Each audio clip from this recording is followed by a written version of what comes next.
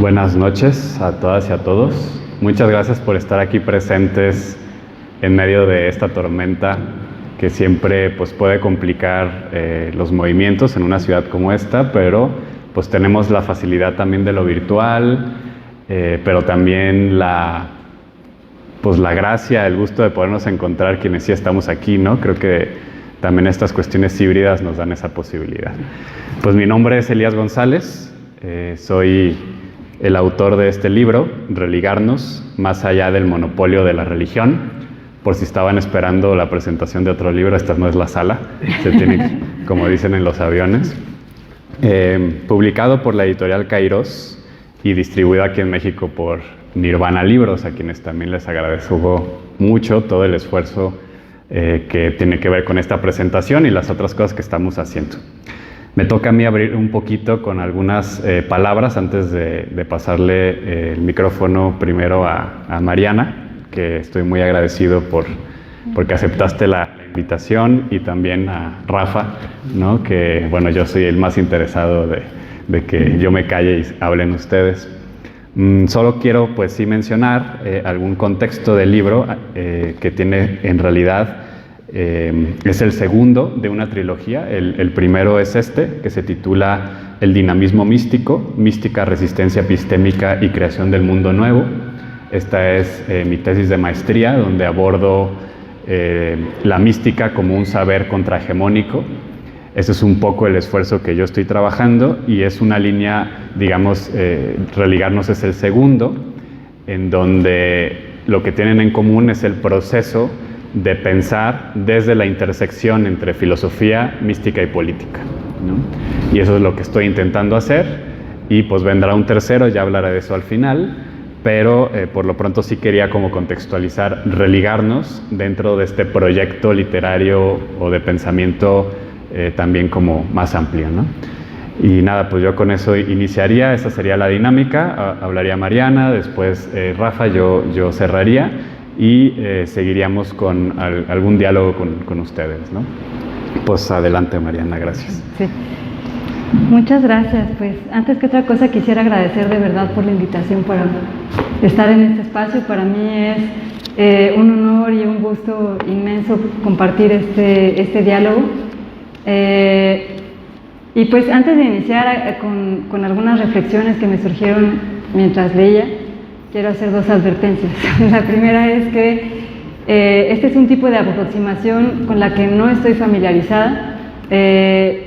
Yo he hecho algunos estudios sobre religión, pero desde la sociología de la religión, entonces es absolutamente otra perspectiva, lo cual hace que la lectura del libro me haya resultado profundamente enriquecedora.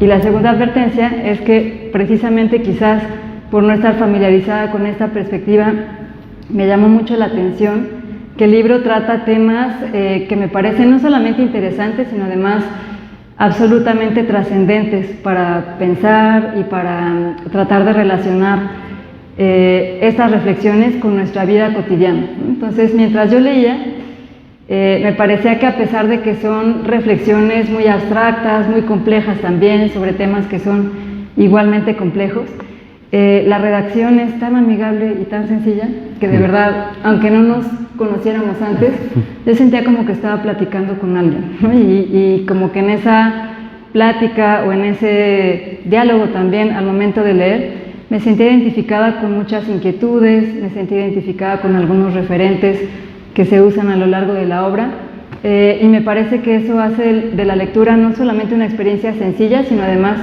una experiencia muy enriquecedora y que se puede pues personalizar en algún sentido. Entonces agradezco mucho eso, y bueno, pues decir que de entrada el libro parte de una distinción que aparece prácticamente desde el apartado introductorio, pero que además continúa como el hilo conductor de toda la obra, que es una distinción entre religión, espiritualidad y mística.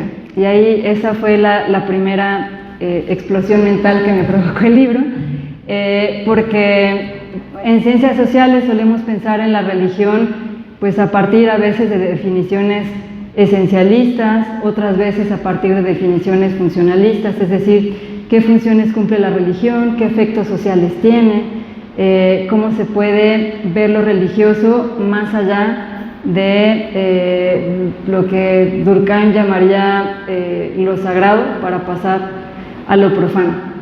Y esa es una reflexión que pude vincular con lo que está escrito en el libro, porque precisamente parte de la idea de que la religión puede verse más allá que desde una perspectiva esencialista o funcionalista, como un dispositivo de colonialidad, ¿no? Entonces ahí, primera explosión mental, ¿cómo se puede pensar a la religión como un dispositivo colonial?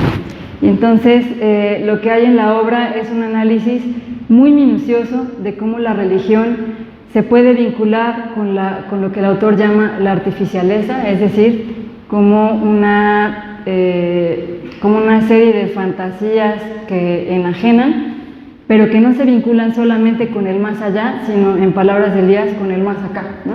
Y entonces cómo lo religioso tiende a reproducir una idea sobre la realidad que no necesariamente está anclada en la realidad real, sino más bien en una noción enajenada de la realidad, construida a partir del ser humano como el centro de todo lo demás, sin respetar los ritmos u otras formas de vida que marcan a la realidad. Entonces esa idea me pareció fascinante, la verdad, y además me pareció fascinante la manera, insisto, tan minuciosa en la que Elías va tejiendo la relación que tiene la religión con el capitalismo, con el patriarcado, con la individualización. Me parece muy interesante la forma en la que eso se va ligando y además también la manera en la que muestra cómo esta especie como de desfase entre la realidad y las fantasías que nos enajenan se reproduce además en maneras no solamente de entender la vida social, sino también de reproducir relaciones que están atravesadas por el poder, que están atravesadas por la explotación, que están atravesadas por una serie de violencias que no son quizás visibles a primera vista, precisamente porque estamos centrados en esta forma de ver a la realidad. Esa idea me pareció muy interesante y también muy interesante la forma en la que la religión entonces se opone a la espiritualidad y a la mística, entendidas pues como una dimensión de los grupos humanos que no se expresa de una manera homogénea como lo pretende la religión institucionalizada, entiendo, bueno, creo entender, más bien, sino precisamente rescatando la riqueza de la heterogeneidad en las experiencias, en las vivencias, en lo que quizás en ciencias sociales suele llamarse la religión vivida, ¿no? O la religiosidad vivida, que es completamente distinta de la religión institucionalizada y que en ese sentido implica caminos diferentes, trayectorias diferentes y vivencias diferentes. Entonces, esa idea como punto de partida me parece profundamente interesante y también muy interesante, por supuesto, la propuesta que hay de fondo, ¿no? Y esta manera de aceptar que no sabes qué hacer, pero sí quizás hay unas pistas sobre cómo hacerlo, que consiste en recuperar algunos verbos que nos pueden de alguna manera desvincular de esta artificialeza y religarnos o retornarnos a la realidad en un sentido mucho más amplio. Verbos como aprender, cohabitar, etcétera, ¿no? Que me parece una apuesta, insisto, muy interesante y que me parece que nos saca un poco como de la lógica en la que estamos ya inmersos en esta modernidad capitalista, patriarcal, todo lo demás, ¿no? Entonces, hace un momento le decía a Elías que mientras lo leía sentía que la cabeza me explotaba varias veces porque me siento muy identificada con varias de las reflexiones que están ahí y que me parece que ayudan también a entender un poco pues la espiritualidad propia en este mundo que parece cada vez más despojado precisamente de espiritualidad, de amistad espiritual, y me siento muy identificada con la apuesta por retornar a la espiritualidad y a la mística y entenderla a partir de muy distintas perspectivas y experiencias. Y pues leyendo hubo un montón de dudas que me surgieron, pero quisiera plantear cuando menos dos. La primera de ellas es que, bueno, yo la mayor parte de las aproximaciones que he tenido hacia la religión, digamos desde un sentido social, implica también un cuestionamiento hacia el régimen de laicidad occidental, que empezó en Europa y que después, de alguna manera, a partir del liberalismo del siglo XIX se importó a México y a otros contextos de América Latina, pero que particularmente en México, igual que en Francia, adoptó una postura muy tajante respecto de la separación entre el espacio público, entendido como un espacio de dominio o de supremacía del Estado, y por otro lado, lo religioso, que pretendió privatizarse, ¿no? Que pretendió que se quedara en los templos, en los hogares y que no fuera más allá. México siempre ha sido algo así como un referente en América Latina sobre el modelo de laicidad casi que perfecto, ¿no? Pero eso, por supuesto, tiene muchas críticas y muchas limitaciones. Una de ellas, que es, creo, la más importante, es que para empezar, la frontera entre lo público y lo privado es muy porosa. Y otra es un cuestionamiento muy serio sobre por qué lo religioso tendría que quedarse en la esfera de lo privado cuando es precisamente una dimensión de la humanidad y que implica además también pues dimensiones sociales que implican una manera de entender el mundo, una manera de relacionarse con los otros, no sé, ¿no? Entonces, esa era una primera duda. ¿Cómo piensas en la laicidad, así como se entendió en México, que entiendo que es una perspectiva que ya está cambiando, que ya se está como aceptando un poco, que las agrupaciones religiosas jamás se quedaron en el espacio privado, ni tendrían por qué hacerlo, y más bien repensar en las posibles maneras de generar vínculos entre agrupaciones religiosas en el espacio público? No sé si piensas también en la laicidad como una expresión más de esta artificialeza en la que se tiene como una perspectiva sobre el espacio público, una perspectiva sobre lo que implica lo religioso, porque además, claro, cuando menos en México se partió, creo que muy erróneamente, de una premisa según la cual todo lo religioso parece como homogéneo, ¿no? Como si lo religioso se comportara de la misma forma, como si todas las organizaciones religiosas tuvieran una misma estructura, una misma jerarquía, una misma forma de comportarse, pero además como si esos liderazgos religiosos fueran de alguna manera representativos de las y los creyentes, y como si no existieran distintas formas de creer, distintas formas de vivir, no la religiosidad, sino la espiritualidad, ¿no? Entonces, esa es una primera pregunta. Y la segunda es, yo entiendo que lo religioso jamás ha sido homogéneo en México, pero también que las últimas décadas han sido escenario de un pluralismo que es cada vez más visible, no solamente en lo religioso, sino también en otras formas de construir las identidades, a partir de la dimensión étnica, de la dimensión lingüística, de la dimensión de género, muchas cosas más. Entonces, quería preguntar esta apuesta que tienes tú para cambiar la lógica a partir de la cual nos hemos conducido y religarnos a partir de estos verbos que mencionas en la obra y de las que no voy a hacer más spoilers para que lo lean. ¿De qué manera se puede construir eso en un escenario profundamente dinámico y profundamente cambiante en todos estos sentidos del pluralismo? ¿No? Porque me parece que la propuesta que haces es muy interesante en el sentido de abandonar la lógica con la cual nos hemos conducido por muchísimo tiempo y tomar esta otra lógica en la que la espiritualidad significa no solamente una emancipación individual, sino sobre todo con una dimensión colectiva, con una dimensión comunitaria. Entonces, esas son un par de dudas de las muchas que me surgieron mientras te leía y que me gustaría mucho que pudieras profundizar en esas dos cosas. Y de nuevo, muchas gracias por la oportunidad de leerte, por compartir tus reflexiones y también por la oportunidad de estar aquí dialogando y de seguir aprendiendo desde esta otra perspectiva. Muchas gracias. Gracias.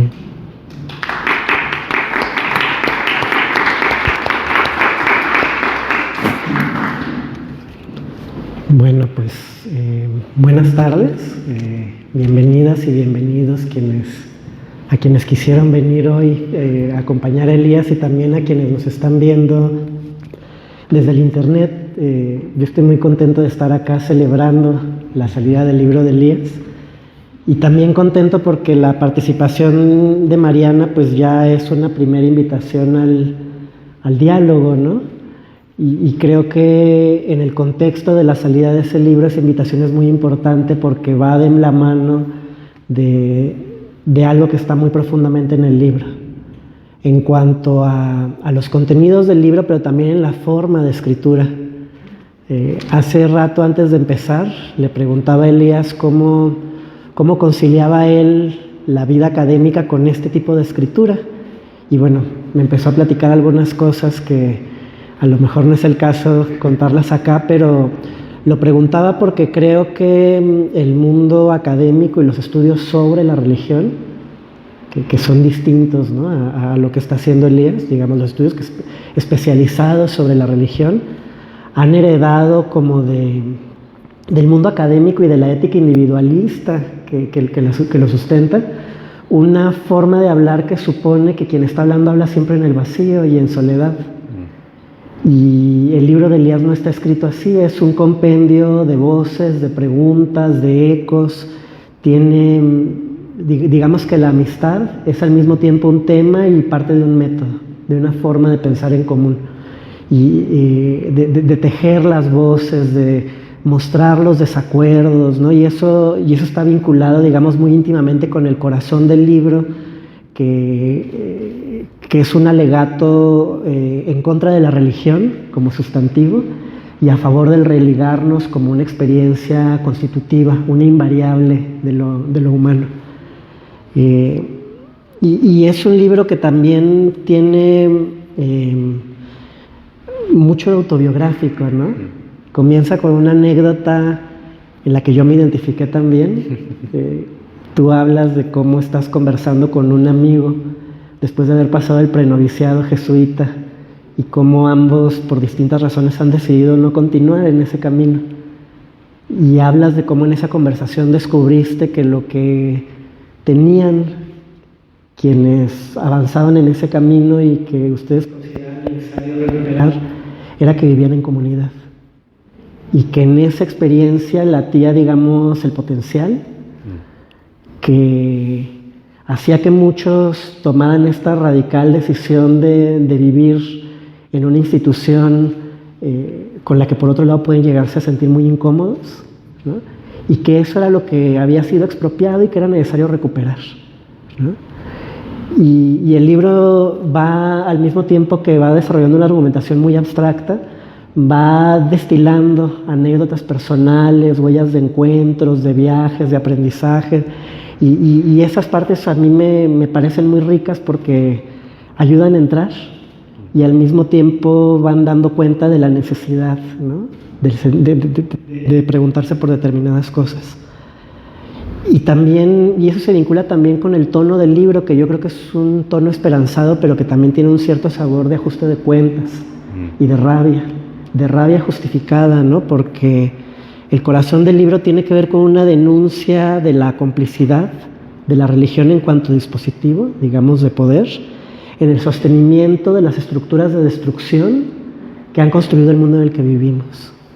En estos tres niveles que ya Mariana mencionó, ¿no?, la relación entre este dispositivo y el patriarcado, no como un sistema que no solamente tiene que ver con el dominio, digamos, de los hombres sobre las mujeres, sino de manera más profunda con cómo ese dominio también se sustenta en una renuncia al mundo concreto y radical en el que estamos en favor de un mundo de abstracciones, ¿no? la relación de la religión con el colonialismo, ¿no? Y cómo, digamos, la religión en diálogo con Abdenur Prado, ¿no? Este pensador islámico tan interesante. En realidad sería un dispositivo más o menos reciente, que una vez que fue nombrado, que se construyó ese nombre, permitió decir que muchas cosas que quizá no se llamaban así mismo religiones eran esto, e implícitamente eso implicaba una comparación con la religión por excelencia que inventó el nombre, que fue el cristianismo, ¿no? Y cómo la religión se vuelve un dispositivo que a partir de esto obliga a la gente a reconocerse a partir de una cierta imagen de lo que la religión debería ser, y como un dispositivo que es cómplice en procesos etnocidas, para decirlo muy rápido. Y la relación de la religión con el capitalismo, y aquí Elías está siguiendo una reflexión que lleva ya muchas décadas, ¿no? Elías como un heredero amoroso y consciente de esto que otras personas han llamado la escuela de Cuernavaca, esta idea de Iván Illich y sus amigos de que la religión sería como la institución matriz de las instituciones modernas, de las instituciones que construyen la modernidad, que el capitalismo se habría construido, digamos, y sus instituciones un poco imitando lo que la institución religiosa cristiana hace con sus fieles. Y eso tendría que ver también con una crítica respecto de la perversión de la caridad, ¿no? El cristianismo como, digamos, como una experiencia radical que se vincula con la apertura del misterio del amor y el mandato de amar al prójimo, que es radicalmente distinto a uno, pero lo que sucede cuando este mandato se institucionaliza, porque él lleva a la construcción de un sistema y de una burocracia que en nombre del amor desposee a la gente de su capacidad radical de elegir y de todo lo que necesita construir la gente en lo subjetivo y en lo colectivo para hacerse cargo de ese mandato, ¿no? Que ahí sería, digamos, la manera en la que Illich y sus amigos se apropiaron de la crítica de la economía de Karl Polanyi, de este maravilloso pensador que mostró que antes que la economía de los economistas está el mundo de sentido y el conjunto de instituciones comunitarias que permiten que las personas nos hagamos cargo de la vida.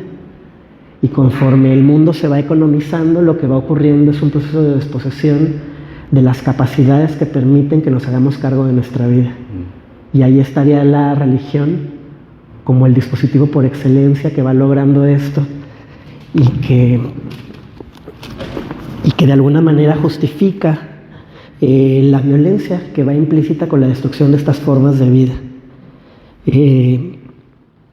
También de manera muy poderosa la manera en la que Elías va articulando una crítica del ideal, digamos, de emancipación moderno, ilustrado, ¿no? Si en muchas versiones filosóficas y sociológicas del relato, digamos, del surgimiento de este ideal, digamos, de emancipación, se muestra la religión y la razón como contrapuestas, Elías trata de mostrar cómo religión y razón en este sentido de la razón moderna en realidad van de la mano, porque el dispositivo religioso va a ser fundamental, digamos, en la implantación de esta idea de que es posible construir un mundo que nos vuelva libre de los ritmos de la naturaleza, de los ritmos, digamos, de los otros, de lo que esos ritmos implican en cuanto a la construcción de un límite, de nuestras posibilidades, de nuestras ambiciones, ¿no? Y de alguna manera la religión cristiana como un lugar en el que se va incubando este mito del progreso que después va a tener un desarrollo presuntamente secular, pero que en realidad continúa una dinámica que se ha construido en esta institución a lo largo de los siglos.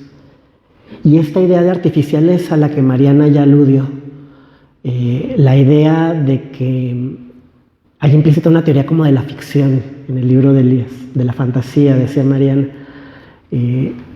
Para estar radicalmente en la realidad necesitamos construir ficciones que nos permitan poblar esa realidad y habitarla, pero hay de ficciones a ficciones, porque hay ficciones que nos permiten vivir más plenamente esa parte de la realidad que es la más cercana y al mismo tiempo se mantiene siempre como misteriosa, Y ahí está el misterio del encuentro con los demás, igual que el misterio de la experiencia interior, de eso que hemos llamado Dios, ¿no? Se da en muchos niveles, ¿no? Y hay otras ficciones que lo que hacen es abstraer la realidad y robarnos esa parte fundamental que tendría que ver con nuestra relación con el misterio, y a través de esa relación el encuentro con la parte más vulnerable de nosotros mismos. Y Elías va construyendo una denuncia muy poderosa de cómo esta desposesión de las capacidades que la gente, las comunidades tenían para sostener la vida, va de la mano de la creación de un mundo de fantasías que impiden el contacto con la parte más real de la realidad, que es al mismo tiempo la parte más misteriosa. Y la religión juega un papel allí fundamental, porque la religión instituida es una estructura artificial que nos enajena de la vida concreta. Y bueno, tú no lo dices, pero yo recordé tantas anécdotas de amigos y amigas que han pasado por esa búsqueda espiritual y que hemos hablado de eso, ¿no? De cómo la participación en la realidad burocrática de las instituciones, el culto del dogma por el dogma mismo, va creando un conjunto, digamos, de estructuras que lo que hacen es que lo que es más cercano y más importante sea al mismo tiempo lo más difícil, ¿no? Para encontrarnos. Y la religión y el papel que ella ha tenido en la cooptación de las capacidades de relegación personal y comunitaria, que no le pertenecerían a la religión, sino que tendrían que ver esto, ¿no? Serían invariables de lo humano. Y la última parte del libro está destinada a narrar un conjunto de experiencias concretas en las que tú, digamos, has participado, que tendrían que ver con qué sí se puede hacer una vez que esta crítica, que es muy fuerte, ha sido asumida por quienes nos sentimos preocupados, preocupadas por estas problemáticas, y de alguna manera también hemos sentido este llamado que tendría que ver con lo espiritual. Me parece también que es un libro que habla mucho de la manera en que Elías ha construido espacios de conversación a lo largo de los años. Es un libro que está lleno de intuiciones, es muy exigente, digamos, es sistemático en el índice, pero también tiene muchas cosas que están sueltas en el buen sentido, ¿no? Que invitan a seguir escribiendo, a seguir pensando. Por ejemplo, toda la parte final va diciendo que esta crítica a las religiones instituidas es también un hecho de nuestra época. Hay un montón de movimientos que se llaman a sí mismos espirituales, que han hecho suya esta crítica de las religiones, pero han construido espiritualidades que funcionan como nuevas instituciones religiosas. Y Elías va mostrando cómo esto se vincula, por ejemplo, a la psicologización de la espiritualidad, a la creación de pequeños maestros interiores que, digamos, son adoptados por los practicantes de estas nuevas espiritualidades y llevan a que nos juzguemos de una manera mucho más cruel y brutal que incluso en las antiguas religiones. Estos son solo algunos ejemplos de estas cosas ricas que no se agotan en los temas que están en el índice, pero que tienen que ver con esta actitud, digamos, de permanente curiosidad, de permanente pregunta, que apuntan a una escritura continua que va teniendo momentos, digamos, de llegada parciales en los textos que Elías sube a sus blogs, en los libros que va publicando, en las transmisiones que va haciendo en Zoom y en YouTube, en los encuentros comunitarios, en los proyectos sociales que va animando, que tendría que ver también con una búsqueda de tejido en lo comunitario, que, como decía, es parte de las temáticas del libro, pero también tiene que ver con el método, y que implica una renuncia a hacer libros cerrados, acabados, invulnerables a la crítica, encerrados en sí mismos, como es demasiado usual en la escritura profesionalizada, ¿no? Este también es un libro en contra de las profesiones en cuanto figuras que nos invitan a abdicar de nuestra curiosidad, de nuestras capacidades y de nuestras responsabilidades. Y como tal es también un libro que invita a la conversación. Por eso decía que agradecía que hubieras terminado la presentación tuya con algunas preguntas, ¿no? Porque es un libro justamente que invita a eso, a recuperar la propia experiencia que es interpelada a partir de la experiencia de Elías, y a ponerla en común para en torno de ello continuar con las preguntas que él va regalando en su libro y proponer preguntas nuevas. Yo me preguntaba cómo esto va a ser leído en los próximos años, ¿no? Cuando nosotros ya no estemos, por personas, hombres, mujeres que quizá en algún otro tiempo compartirán estas preguntas, se encontrarán con problemas similares y emprenderán sus propias búsquedas, ¿no? Y desde un punto de vista, escribir así implica poner las cosas un poco más difíciles.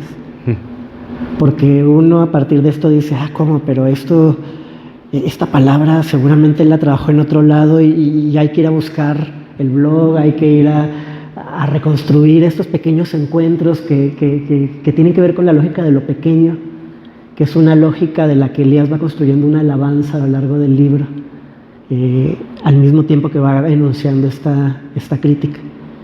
Pero tiene una parte que también es buena porque implica una asunción de este inacabamiento constitutivo que no es solamente propio de los libros, sino de la experiencia del misterio, que es la experiencia de la que el libro trata, ¿no? Y eso también creo que trae consigo un llamado para nosotros y nosotras para reunirnos a conversar de otra manera, ¿no? Y también por eso pues, estoy muy contento de estar acá y de participar en este momento de un diálogo que seguramente va a ir continuando. Yo quizá terminaría mi presentación quizá también con una pregunta que tiene que ver con las experiencias de las que vas hablando en la última parte del libro, que quizá habría sido otra forma de comenzar el libro, ¿no? Comenzar hablando de las experiencias concretas y en torno de ellas, ir reconstruyendo el edificio sistemático que está anunciado en este libro. Yo sentí que en varias de ellas como que faltaban cosas por contar, ¿no? Y que quizá en este momento sería un buen momento para hablar de por qué elegiste hablar de ellas, cómo te encontraste, en qué medida las personas que participan de allí han participado también de esta crítica y de esta inquietud que anima el libro. Y bueno, eso sería todo por mi parte. Les agradezco otra vez compartir con ustedes este espacio y le vamos a pasar la palabra a Elías para seguir tejiendo el diálogo. Gracias.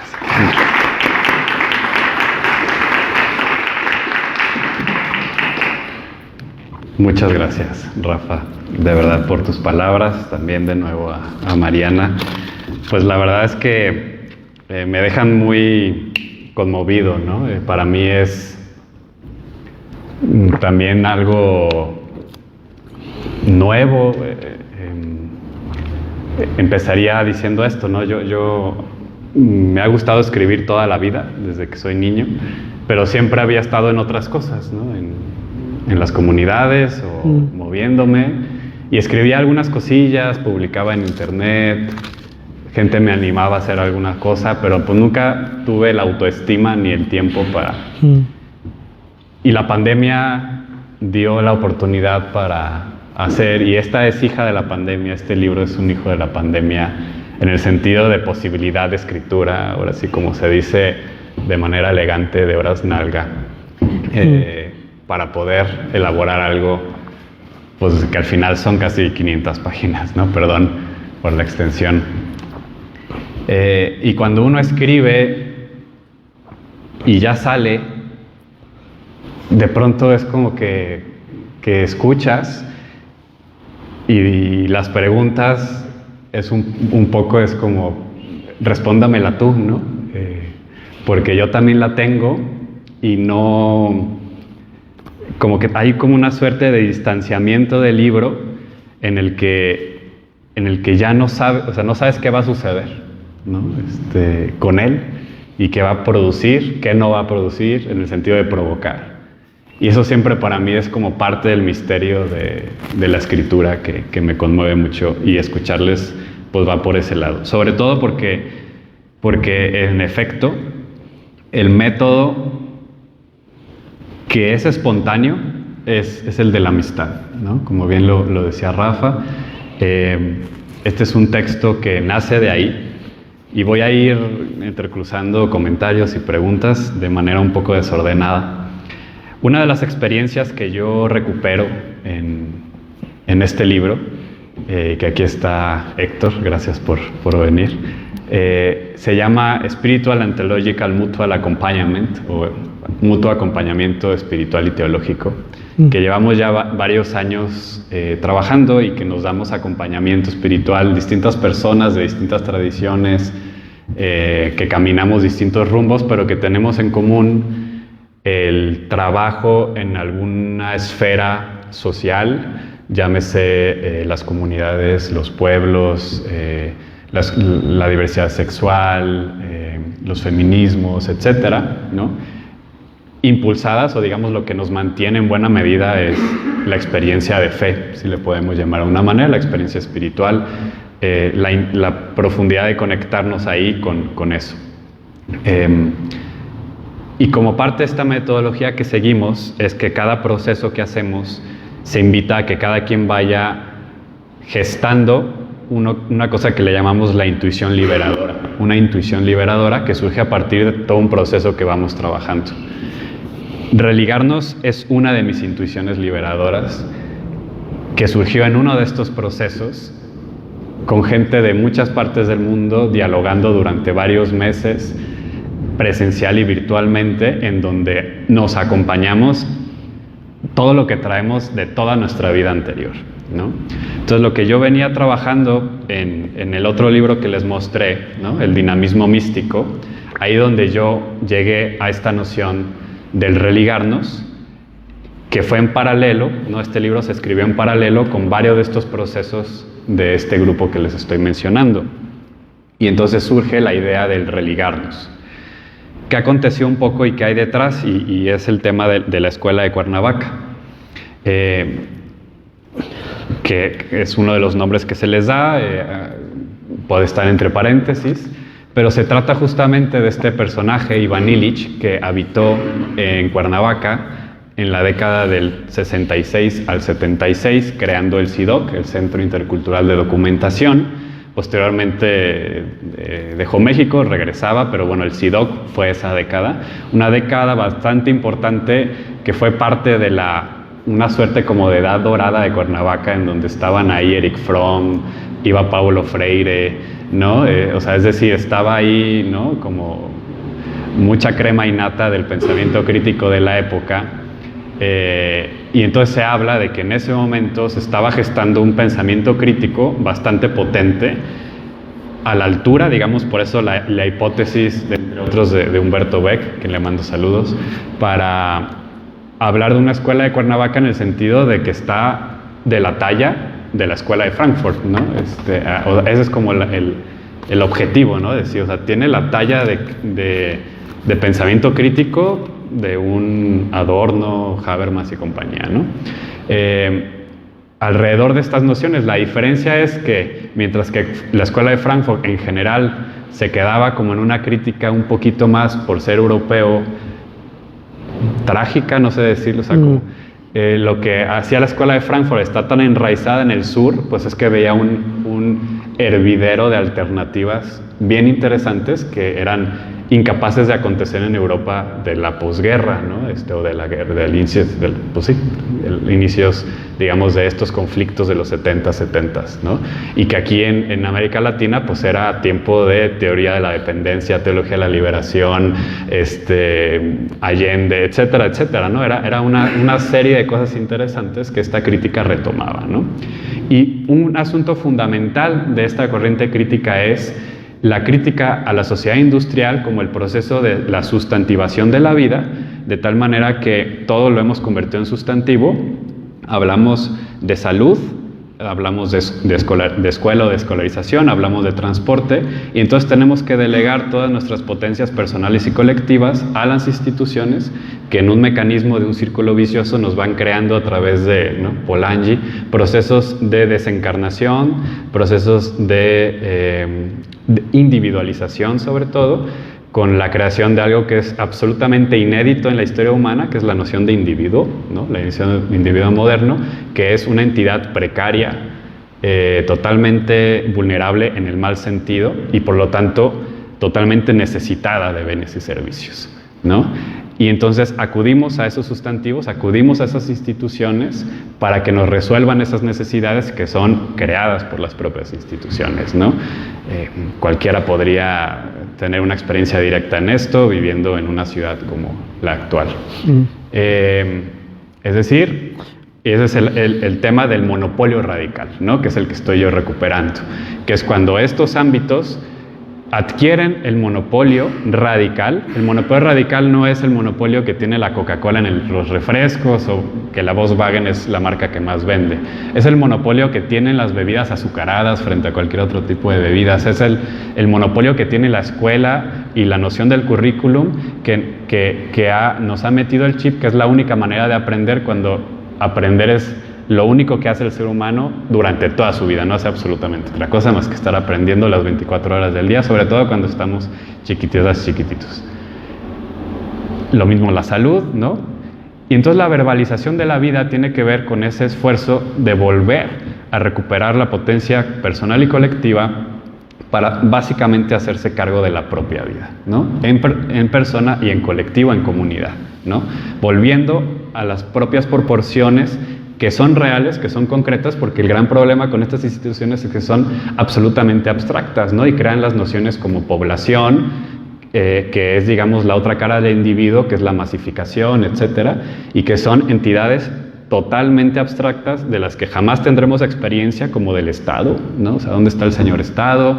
¿Dónde está la señora Iglesia? Ahorita voy a la religión, ¿no? Entonces, esa noción nos desencarna de la existencia, nos encarna del mundo real, del que experimentamos con los sentidos, para vivir en un mundo totalmente artificial, al que yo le llamo artificialeza, que es un concepto que recupero del arte, pero que hasta donde yo no se ha usado en filosofía, y es un poco lo que yo intento recuperar, este concepto para nombrar esta pretensión humana de crear un mundo absolutamente humano en el sentido de esta abstracción, que es algo propio nuestro, ¿no?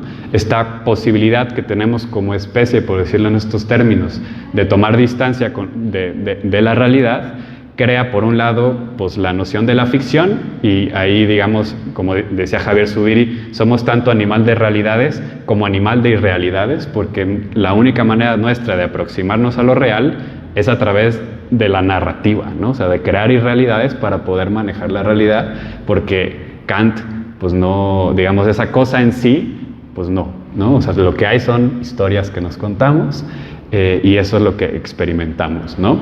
Pero hay de ficciones a ficciones, yo ahí recupero más bien, hay de mitos a mitos, ¿no? Entonces yo hablo del mito encarnado frente al mito desencarnado. El mito desencarnado son estas ficciones, estos mitos, narrativas, del mitos no nos salimos, no hay la posibilidad del no mito, el no mito es otro mito, ¿no? Y ahí me meto un poco a la laicidad, ¿no? El mito del no mito es quizás uno de los grandes mitos modernos, ¿no? La posibilidad de emanciparse del mito es el gran mito moderno, ¿no? Y el mito moderno que se cuenta a sí mismo incluso para crear su propia genealogía histórica, leyendo incluso la filosofía griega como el gran esfuerzo de emanciparse de la religión, que yo no veo a Sócrates o ni siquiera a Heráclito, ni ninguno de ellos diciendo queremos la división iglesia y Estado. No. Eso es la propia creación que hacemos digamos, posterior de nuestras propias tradiciones modernas, de lo que nos gusta que fuera nuestra historia, porque es esta idea moderna de que puede crear su propia historia, o es la cultura sin historia, no es la otra cara. Illich decía que las culturas son como un tapete oriental multicolor, y la cultura moderna es cuando le das vuelta a ese tapete y es pura cosa gris, ¿no? Es la cultura que es la anticultura, ¿no? Entonces, en ese sentido, yo voy como desarrollando eso, que es propio, repito, de estos pensadores: Ivan Illich, Jean Robert, Gustavo Esteva, a quien le dedico el libro. Originalmente era la idea de escribirlo a cuatro manos. Él, pues ya entre otros procesos, que posteriormente él fallece hace un año, pero está dedicado el libro y está totalmente inspirado en mi experiencia con Gustavo. y por lo tanto en Oaxaca, en las comunidades, este es un libro que nace también del camino con las comunidades de los pueblos en Oaxaca, en Chiapas, en Tarahumara, con los huirráricas, con los quechuas, con los aymaras, con los shipibo, en América del Sur. Y entonces desde ahí yo voy como tejiendo, entonces bueno, vamos a hacer esta crítica a la sustantivización de la religión, ¿no? Religión como sustantivo y cómo sería el verbo, ¿no? Pero no religar, sino religarnos, ¿no? Porque siempre tiene que ser en comunidad, tiene que ser en colectivo. Entonces yo abordo esas líneas y me doy cuenta, ¿no? Primero iba a ser algo más sociológico, ¿no? Cómo se fue construyendo este monopolio, y me di cuenta que tenía el nivel filosófico de la artificialeza, porque en el proceso, o sea, yo lo que estoy argumentando es que la religión, la artificialeza, es el inicio de todo otro monopolio radical moderno, ¿no? Siguiendo también a Illich y compañía, y que por lo tanto religarnos también tendría que ser, o sea, un poco también mi argumento es, direccionemos la crítica de la sociedad actual al ámbito de lo religioso, porque ahí está el meollo del asunto desde mi punto de vista, ¿no? Si no veamos ahí y nos dormimos en los laureles pensando que ya superamos la religión, ya sea por el laicismo, ya sea por lo que yo llamo las religiones alternativas o la religión de la espiritualidad, ¿no? Estos nuevos movimientos que son más de lo mismo desde mi punto de vista. Entonces, si nos salimos de ahí, podemos ubicar el foco de la crítica en el ámbito de lo religioso, por lo menos como quiero yo entenderlo en este ámbito, que tiene que ver con eso, ¿no? Como el proceso por medio del cual la humanidad fue esta pretensión de convertir, y lo voy a decir, o sea, es una problemática enorme porque tampoco estoy postulando una naturaleza prístina, eterna, no va por ahí, pero sí lo artificial como la nueva naturaleza, ¿no? Y voy a poner un ejemplo también muy elocuente. Hay una película que les recomiendo muchísimo que se llama Los dioses deben de estar locos, que además la cito y creo que va muy ad hoc. Hay varias, ¿no? Pero ¿se acuerdan esa particularmente, que está la avioneta por el Sahara, ¿no? Y entonces el piloto avienta un frasco de Coca-Cola vacío, de vidrio, ¿no? De los antiguos, y cae. Y una persona de una tribu totalmente aislada de África la encuentra, la agarra, se la lleva a su comunidad. Es el objeto más duro que hay porque viven en medio del desierto, entonces no hay nada, no hay rocas, es lo más duro que tienen la comunidad. Se convierte en un objeto, pues, de deseo y por lo tanto de codicia y de discordia, ¿no? Y ahí muy diálogo también en el libro con Girard y toda la lógica del deseo mimético, ¿no? Y entonces lo que dice este señor es, no, o sea, la voy a ir a tirar al final del mundo. Y bueno, fue al final del mundo y llegó a la civilización occidental, ¿no? Caminó y no llegó al borde, sino que llegó a una ciudad. Pero al inicio, el narrador de la película dice la paradoja de nuestra sociedad, que para mí es la paradoja que yo le llamo la artificialeza. Es que entonces el ser humano, en aras, y cuando digo el ser humano, en realidad aquí tenemos que acotar, o sea, porque es lo mismo que sucede con el antropoceno, ¿no? O sea, no es el ser humano, es una sociedad, cierto color de piel, cierto género, ¿no? Etcétera. Pero hablemos como acotando. Esta sociedad, en su propuesta, en su pretensión de facilitar la vida, porque nadie está hablando que lo premoderno era, ¿no?, el paraíso y todos vivían excelente, no se trata tampoco de eso, pero entonces para ello fue creando toda una serie de cosas y fue creando una realidad aparte que es 100% artificial, y que entonces para poder ahora sobrevivir en ella tenemos que durar un montón de años estudiando y nos tienen que moldear y nos tienen que decir cómo vivir en una sociedad que supuestamente nos tendría que hacer la vida más fácil y que es absolutamente lo contrario, ¿no? Entonces esa para mí es como la gran paradoja y yo le llamo eso la artificialeza, ¿no? Es una suerte de vida en incubadora, que es lo que Illich también le llama la era de los sistemas que ahora vivimos, ¿no? Todas y todos llegamos aquí por los sistemas, ¿no? Metro, camión, yo llegué en la mañana en un vuelo, todo es un sistema, somos subsistemas de sistemas, ¿no? Eso es lo artificiales. Entonces, y ya me alargué, voy directamente como a las preguntas y a algunos comentarios, ¿no? Efectivamente, desde esa noción, yo lo que diría en tema de la laicidad es que para mí uno de los problemas de la laicidad es que justamente no se asume como mito. Y para mí es el gran riesgo. Para mí todo lo que no se quiera asumir como mito es problemático, ¿no? Yo creo que eso es a lo mejor alguna de las gracias de nuestra posibilidad actual de poder asumir mi propia tradición, mi propia cultura, mis propias creencias como un mito, en el buen sentido, no en algo negativo, ¿no? Sino como mi horizonte de sentido que me lo da y que sé que es precario, sé que ese sería un mito encarnado para mí. Los mitos que tienen este bucle de retroalimentación con la vida y que se dejan intercambiar con lo real y que por lo tanto se están actualizando constantemente, y el mito desencarnado es la pretensión de crear pues mi planeta propio, ¿no? Nuestra vida totalmente sin, digamos, sí, como decimos de manera clásica, muy tradicional, sin los pies en la tierra, ¿no? Y entonces para mí que la laicidad no se asuma como un mito, y ahí me gusta mucho Panikkar cuando dice: yo tengo 4 lenguajes religiosos, yo sé hablar cristiano, yo sé hablar hindú, yo sé hablar budista y yo sé hablar el lenguaje laico, ¿no? Entonces, si la laicidad se asumiera como una cultura más entre otras y la humildad que eso le podría dar, yo digo, pues qué interesante, ¿no? Pero como no lo hace, entonces es la pretensión de una metacultura, ¿no? De una metacultura que en realidad no puede generar por definición pluralismo, ¿no? Que es un poco tu segunda pregunta.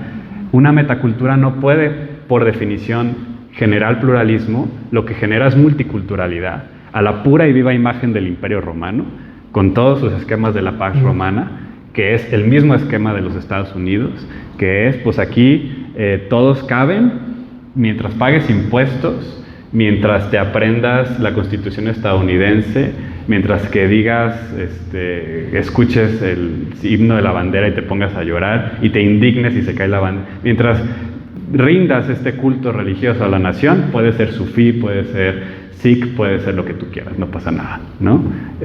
Mientras adores a César, ¿no? Entonces, digamos que ahí no hay pluralismo posible, ¿no? Desde esa lógica de la laicidad como la regla del juego, yo por eso me alejo 100% de Habermas y la idea de la razón. Mi gran campo es el diálogo interreligioso, que la razón tiene que ser el foro donde las religiones dialoguen. La religión es siempre culturalmente determinada, ¿no? Entonces no pueden dialogar las religiones si de antemano ya hay un lenguaje que se tiene que presuponer, que no solo el inglés, que quienes trabajamos el diálogo interreligioso sabemos que el diálogo interreligioso es muy monolingüe, ¿no? Casi siempre son los encuentros en inglés, sino hablo de esta cultura de lo laico, de la razón, ¿no? Como el horizonte de elegibilidad y el lugar del juicio en donde tendríamos que estar. Y en ese sentido, la relación entre laicidad y artificialeza, yo diría que desde la perspectiva que yo estoy aquí planteando, la laicidad creó a la religión. O sea, desde el mismo proceso europeo de modernización ilustrado que fue creando, ¿no?, estos conceptos de la separación iglesia y Estado. O sea, es decir, no es la laicidad la que se emancipa de lo religioso, sino que es el proceso del devenir moderno quien crea las religiones, ¿no? En este concepto de las religiones totalmente desencarnadas de las culturas como ideología, como zapatos que me puedo quitar y poner, como decisión meramente individual, etcétera, etcétera, ¿no? Entonces, esa es mi visión de la laicidad, ¿no? En ese sentido. Hablar más de las experiencias, ya hablé un poquito de esto, menciono algunas otras que están ahí, talleres que hacíamos en la universidad, que le llamábamos orar con el cuerpo, donde no había profesores, no había gurús, no había nada. Éramos puros estudiantes todos los lunes de 3 a 4, compartiendo lo que a cada una le representaba una experiencia espiritual. Y entonces había gente que hacía cosas, no estudiantes, clásicamente espirituales, leíamos la Biblia, nos enseñaban vipassana, etc. Y otros que decían, la verdad, para mí, cuando cocino, ahí yo tengo el éxtasis de Santa Teresa, ¿no? Entonces cocinábamos en la universidad, hasta hicimos taekwondo, ¿no? Porque había uno que le encantaba. Entonces, eso, y como el proceso que la universidad dijo, no, ¿cómo es posible? Tienen que tener un profesor, ¿no? Un guía, ¿no? Entonces, son estas experiencias que algunas de las otras, pero sí, todo está ahí, o sea, todo para mí, este libro fue eso, ¿no? Bueno, ya me eché un rollo enorme, perdón, pero era un poco para ejemplificar más por dónde va religarnos, y más bien pues ahora les escuchamos a ustedes, ¿no?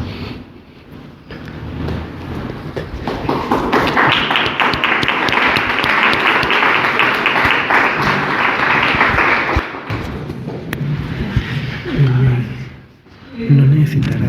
Maestro, yo quería hacerle una pregunta sobre la relación entre... ¿Sí se oye bien? Sí, pero la me van a relación poner... entre Dios y la violencia.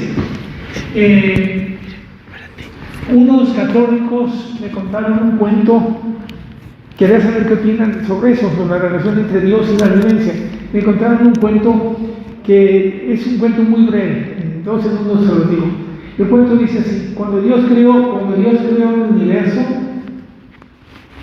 todo el universo, Dios estaba muy despierto, muy activo. Inclusive cuando Dios nos hizo a nosotros, a los varones, cuando hizo a Adán, pero cuando Dios hizo a Eva, ¿saben qué hizo Dios? Dios quedó fascinado por lo más maravilloso de la creación divina, que es la mujer, que es Eva. Y entonces el cuento termina diciendo que a partir del momento en que Dios creó a Eva, Dios se quedó dormido. Desde entonces hasta la fecha Dios está dormido. Ahora, ese cuento es un cuento que me contaron unos católicos. Y de tiempo después, un hombre de Arabia Saudita, musulmán, joven, me contó este cuento sobre la relación entre Dios y la creación. El cuento dice así: cuando Dios creó todo el mundo, Dios estaba muy despierto. Cuando creó a Adán también, cuando creó a Eva, a las mujeres, Dios quedó tan fascinado que se durmió. ¿Qué diferencia notan ustedes? Igual. Entonces lo que yo me pregunto es esto: ¿qué alternativa hay para comprender la relación entre la violencia, entre Dios y la violencia? El criminal Adolfo Hitler, cuando estaba invadiendo muchos países de Europa, Adolfo Hitler decía, God is Jesus, que quiere decir Dios está con nosotros. Lo que él quería decir es que Dios estaba a favor de la guerra de los nazis, de la guerra de los alemanes contra Europa, contra África. Había esa idea terrible de Hitler, lo cual es totalmente falsa. Todas las reflexiones que hacen algunas iglesias es esta: no, si hay violencia, si hay enfermedad, si hay injusticias, la culpa no es de Dios, porque Dios está dormido. Hay que reconocer que si hay violencia, la culpa es del ser humano, no de Dios. Dios está dormido. Entonces, lo que a mí me angustia es esto: que en México y en algunos países católicos hay la idea, ¿sabes qué? Cuando la gente está protestando, quiere cambiar al sistema económico, está protestando contra la injusticia, y dicen los curas, me imagino que debe pasar algo parecido en Arabia Saudita: no, si así es el sistema, Dios puso a los gobernantes, hay que obedecerlos.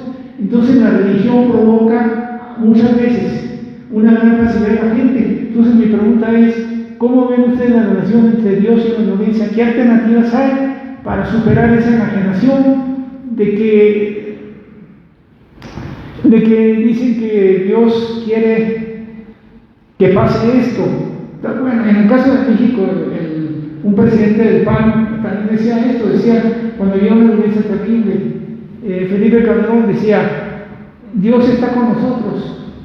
Cuando había mucha violencia, muchos de los actos que hacía terribles, por ejemplo, sobre la pasividad en contra de la violencia en algunos lugares de México por parte del gobierno federal, decía, no, esto pasa así la voluntad de Dios. Pero la pregunta es, ¿qué alternativas hay para que el pueblo mexicano supere esa confusión entre la relación de Dios con la violencia? Y también me decían varios compañeros, también hay el problema de la enfermedad, del dolor. Si hay enfermedad, si hay dolor, es que Dios así lo quiere. Hay que ser pasivos. Quien dijo cosas terribles sobre eso es una señora que no me explico cómo en la Iglesia Católica la canonizaron, la Madre Teresa de Calcuta, que decía, hay que aceptar el dolor.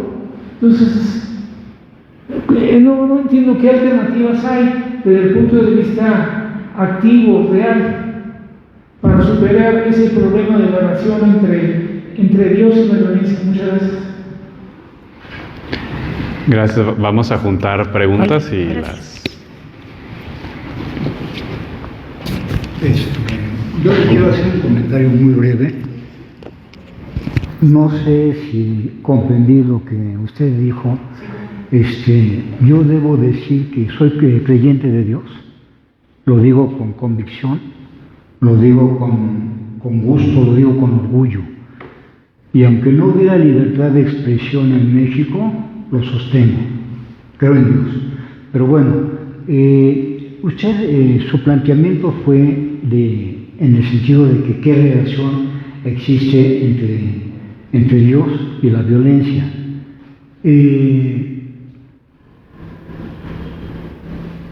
Deteniéndome un poquito, y quisiera que explicara eso, ¿no? Que su pregunta, ¿a qué se refiere? Eso es lo que tenemos ahorita o hasta el final, ¿no? Bueno, ok. Voy a dar un punto de vista personal y punto. Y dejo de hablar. Estamos en diálogo así o al final. Ahorita que diga su opinión, pasamos aquí y luego nosotros y cerramos. Yo, gracias a Dios y a mi madre, porque a mi padre terrenal no debo nada, a mi padre celestial le debo todo, y a mi madre terrenal, pude estudiar la carrera de leyes, y bueno, el comentario que voy a hacer es en relación con lo que hasta ahorita se ha preguntado por parte de las personas que estamos aquí, ¿no?, en el auditorio. Mi punto de vista personal es que Dios como nos decían en la facultad, hay que darle a Dios, hablando del Imperio Romano, lo que es de Dios, y al hombre lo que es del hombre, ¿sí? La violencia, Dios, salvo la mejor opinión de cualquiera de ustedes, Dios no ve con buenos ojos la violencia. Dios no genera la violencia, Dios no genera la enfermedad. En mi vida hubo un tiempo, principalmente de adolescente, y un poco de tiempo después, en que yo llegué equivocadísimamente, me arrepiento de ello, a renegar de Dios, porque llegué a tener ciertos problemas que me agobiaban mucho. Algunos que de hecho me siguen de alguna manera lastimándose. Pero llegué a la conclusión, de que nada de lo malo o nada de lo negativo o nada de lo que cause dolor es provocado por Dios. Somos los humanos los que lo generamos. Este es un punto de vista muy personal, pero sí quiero decir que no solamente afirmo que creo en Dios porque yo lo quiera creer o lo quiera pensar. Creo en Dios porque he tenido experiencias muy, muy profundas, muy ilustradoras, de las cuales he aprendido no a creer, sino a fortalecer mi fe en Dios. Y le quisiera hacer una pregunta al maestro. Usted hace rato escuché que es maestro, ¿verdad? Da clases en la universidad. ¿En qué facultad? En varias. ¿En varias? Por decir, en POC, sí. Esto, filosofía y cosas así. ¿Qué tengo? Es que en realidad en ninguna, pero... Sí. Bueno, primeramente, gracias, Elías, Mariana y Rafael, ¿no? Yo creo que este diálogo para mí es llena de esperanza. Esperanza porque veo a jóvenes como ustedes hablando, dialogando de religión, sacudiendo, ¿no? Y más allá de que gente como canosos o sin canas como yo, ¿verdad? Que ya tenemos bastante edad y bueno, ya nuestro paso, vamos, ya criticamos en algún momento, pero creo que el hecho que sean ustedes jóvenes que traten de sacudir esta parte de cómo es la religión ahora, cómo es la espiritualidad, a mí me llena de esperanza. Y en ese sentido, me enfoco al título del libro, Religarnos, ¿no? Es como una nueva manera de vincularnos, ¿no? Y tú lo decías, Elías, es en plural, porque es a través de una comunidad, volver a vincularnos como comunidad, volver a vincularnos con Dios como comunidad. Así lo percibo yo. En ese sentido, Elías, desde tu experiencia, el hecho o las religiones ancestrales, autóctonas, ¿qué podemos nosotros aprender de este enfoque como para decir, podemos rescatar eso para volver a ligarnos con nosotros mismos y con Dios? Esa es la pregunta.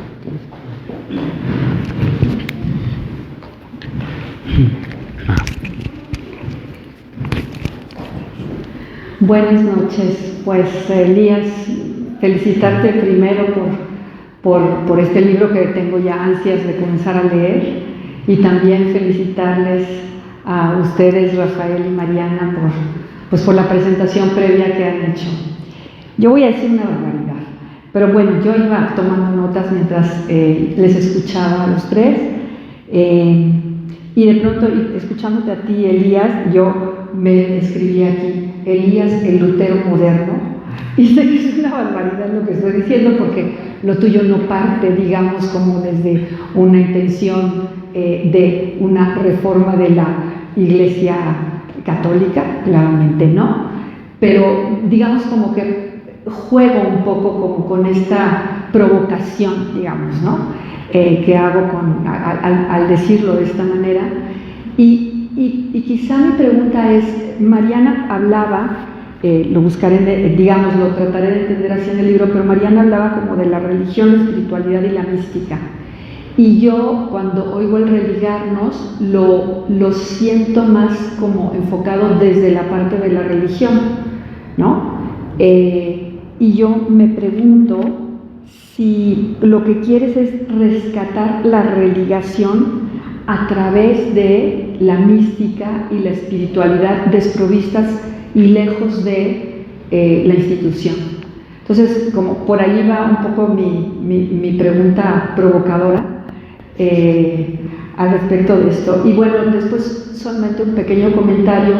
Cuando hablas de la laicidad, yo me ponía a pensar si algún tipo de soluciones fáciles, por decir entre comillas, de decir, bueno, dejemos la esfera de la fe o del credo personal de cada quien respecto a la vida en la esfera pública, si algún tipo de solución como muy práctica en el fondo no soluciona nada. Y me ponía a pensar, por ejemplo, en Francia, me recuerdo, no sé cómo sea ahora, pero en Francia hace unos 20 años, hubo como todo un rollo porque en la población musulmana, por ejemplo, no se permitía a las niñas entrar a los laboratorios de química usando su chador, porque la mención que se hacía era que era peligroso porque pues con los mecheros podía haber allí, digamos, se podía inflamar la tela, etcétera, ¿no? Fue toda una historia y todo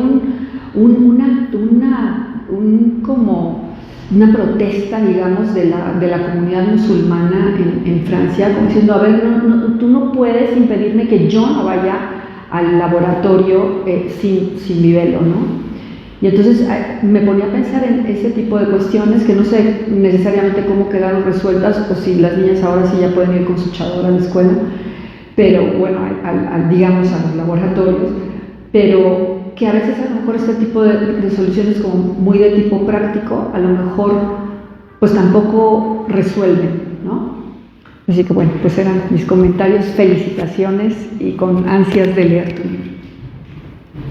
Muchas gracias. Pues bueno, antes de lanzarnos al ruedo, creo que por temas técnicos y de tiempo, porque también lo tenemos, voy a comentar, yo no suelo responder nada, pero comento si ustedes quisieran sumar algo y ya si queremos platicar más, pues lo podemos hacer afuera, ¿cierto? Por respeto al espacio. Yéndome así desordenadamente, Rogelio, tu pregunta se me hace muy importante. En el libro va a ser fundamental el diálogo, pero el diálogo es eso, o sea, en el diálogo hay la posibilidad, para que haya diálogo y perspectiva, también es la posibilidad de la mutua fecundación y de la profundización también en lo propio, ¿no? Las tradiciones de los pueblos en su diversidad enorme, ¿no? Porque también esa es otra, o sea, tan distinto nosotros occidentalizados a un occidentado francés como un aymara a un wixárika, ¿no? O sea, son pueblos distintos. Pero digamos que lo que yo he aprendido quizás no es lo que podemos en genérico, ¿no? No sé, creo que cada quien puede aprender cosas distintas, pero lo que yo he, desde niño, una infancia muy cercana a la siembra, mi familia cosechaba chayotes, de eso vivíamos, es justamente eso, ¿no? O sea, cuando podemos o sea, lo que yo he recuperado mucho es esa espiritualidad encarnada más allá de las abstracciones. Lo decía, creo, en una conversación que tú estuviste, la diferencia entre una ecoespiritualidad bonita, de gente de la ciudad que vamos los fines de semana al cerro, y qué bonito es la caminata, por supuesto, excelente, a realmente saber en tu cuerpo, en tu carne, que la tierra que pisas eres tú misma, tú mismo, porque vives el ciclo materialmente de lo que comes, está la composta, la pones en el piso otra vez, el suelo, de ahí surge lo que comes y eres literalmente eso. No abstractamente que vas y dices, soy el árbol, soy el cielo, ¿no? Y sí, o sea, sí, pero experimentar en el cuerpo que realmente eres eso y que si te hicieran exámenes químicos a profundidad, saldría que esa tierra y tu cuerpo tienen muchas coincidencias porque llevas incluso generaciones, ¿no? En Chiapas se dice, mi ombligo está enterrado ¿no? Y el cordón umbilical está allí, ¿no? Eso es lo que a mí digamos, es lo que yo recupero, esa espiritualidad encarnada, que yo creo que está presente en todas las tradiciones, pero está sobre abstracción, en la que nos quitan. Y a eso iría, Lucía, un poco con lo que tú mencionas. Lo que yo estoy proponiendo no es salirse de las instituciones, porque la decisión de entrar o salir es ya presuponer su existencia, es más bien decir, no existen las religiones. Las religiones son abstracciones. Y hay que vivir y me peleo con el término, cuando dices si está más cerca de la religión, es más como el ejercicio argumentativo, ¿no? De decir, bueno, si de la salud es el sanar, el verbo, si del transporte es el movernos, si de la escuela es el aprender, religión, religarnos, ¿no?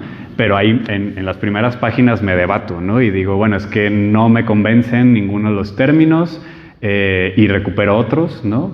Sororidad con las compañeras, hermanamiento en el pueblo NASA, pero tampoco, digamos, me convencen en el sentido, y justo digo eso, quizás son cada grupo, cada colectivo, cada cerro, cada lago, cada monte tendría que venir con su propia palabra a decir lo que nos quieran decir, como históricamente era eso antes de que habláramos de religiones. Y cada pueblo y cada cultura nos venía a hablar de lo suyo, ¿no? Sin el abstracto religión, que entonces homogeniza todo en una entidad abstracta cuya finalidad es categorial, topológica, o sea, de acomodo en un cuadrito en la mentalidad moderna de las ciencias, los tipos de planta, y como diría Nietzsche, no hay dos hojas iguales, ¿no? Ya la noción de hablar de hoja es violenta porque no hay dos hojas iguales, ¿no? Ahí hay una crítica, al final lo que yo acabo proponiendo, salirnos de la noción de la identidad religiosa, porque la noción de identidad solo existe en el pizarrón. Ese es el único lugar en la existencia donde uno es idéntico a uno. En la vida real nada es idéntico a nada, dos manzanas no son iguales, dos hojas no son iguales, ni siquiera uno es idéntico a sí mismo, a sí misma, en el paso del tiempo, ¿no? Entonces la identidad es una abstracción, todas las abstracciones nos sirven para habitar, pero tenemos que asumir que son mitos. Y entonces, ¿cómo lo podemos hacer para habitar desde mitos encarnados y no mitos desencarnados? Y en lugar de una identidad religiosa, hablar de una amistad espiritual, en donde entonces no tengo ninguna reserva de yo asumir que por mis características de dónde nací, dónde crecí, con las personas que me fui creciendo, yo amo profundamente a Jesús de Nazaret y para mí es la transparencia del Dios vivo y lo vivo en mi carne. Y llevo desde los 18 años practicando budismo porque son la gente con las que me he topado.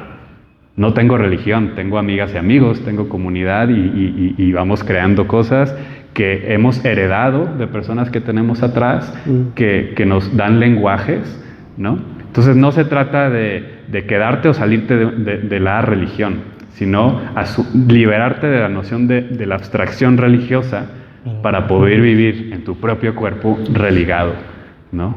En esto, vertical y horizontalmente. Ese es mi argumento. En la cuarta parte yo critico lo que yo considero las falsas salidas de la religión, ¿no? Que yo le llamo las religiones alternativas, ¿no? Que no son unas alternativas a la religión, sino que son religiones alternativas, ¿no? Entonces eso, o sea, es salirnos de esa abstracción, de ese fantasma, como del fantasma Estado, ¿no? Que cuando nos salimos del fantasma Estado nos damos cuenta de todo el poder que tenemos y que en realidad nos hemos creído que el poder se toma allá arriba, ¿no?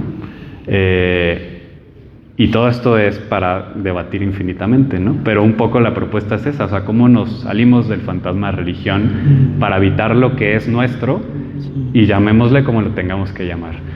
Y termino la relación violencia de Dios, lo podemos platicar más afuera. Yo solo recupero algo de Martin Buber que me gusta mucho. En la introducción al Eclipse de Dios cita cuando otro profesor muy distinguido le pregunta: ¿y usted cómo puede creer en Dios con su nivel de estudios y todo? Y dice: no logro encontrar otra palabra que pueda expresar justamente esa realidad que es tan paradójica, porque todas las demás palabras pues las queremos contar bonitos, y si usamos la palabra amor, si usamos otras palabras, está muy en positivo, pero la palabra Dios es tan clara, oscura, como esa realidad a la que nos queremos remitir. Por eso, dice Buber, continúo usando la palabra Dios, sin querer quitarle a Dios nada de violento, ni tampoco achacarle la violencia, sino que es el misterio iniquitas, ¿no? Es parte del misterio de Dios, el sufrimiento es parte del misterio de Dios, ¿no? Querer entender el mal es quitarle el misterio y convertirlo de nuevo artificialmente en un problema científico, y eso no es el mal, ¿no? Es un misterio también. Ya, gracias.